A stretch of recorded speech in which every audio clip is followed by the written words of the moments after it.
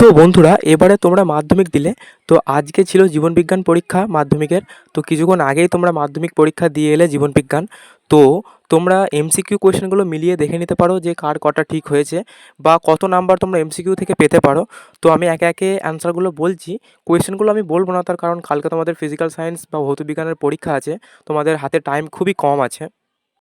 তো বন্ধুরা, এবার আমি একে একে কোয়েশ্চেনের আনসারগুলো বলছি, তোমরা মিলিয়ে দেখে নিতে পারো।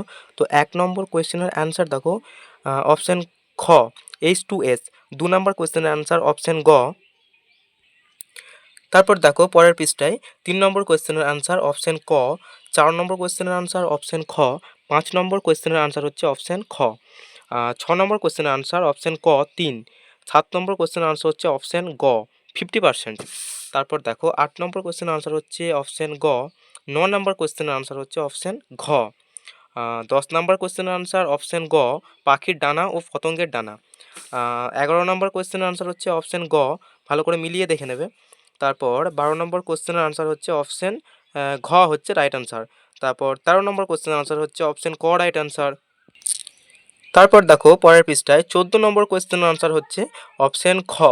এটা মিলিয়ে ভালো করে দেখে নেবে এটা রাইট আনসার হয়েছে কিনা, কেননা এটা অনেক গন্ডগোল হতে পারে। এটা হচ্ছে রাইট আনসার অপশান খ হবে। তারপর অপশান সরি কোয়েশ্চেন নাম্বার 15-র রাইট আনসার হচ্ছে অপশান ঘ। তো বন্ধুরা, যাই হোক, তোমরা এগুলো দেখে নেবে এবং কার কটা হয়েছে সঠিক হয়েছে তোমরা কমেন্ট করে লিখতে পারো। তো যাই হোক, আর বেশি সময় নষ্ট করবো না। তোমরা পরবর্তী পরীক্ষার জন্য ভালো করে প্রস্তুতি নাও, ভালো করে পড়াশোনা করো। ঠিক আছে?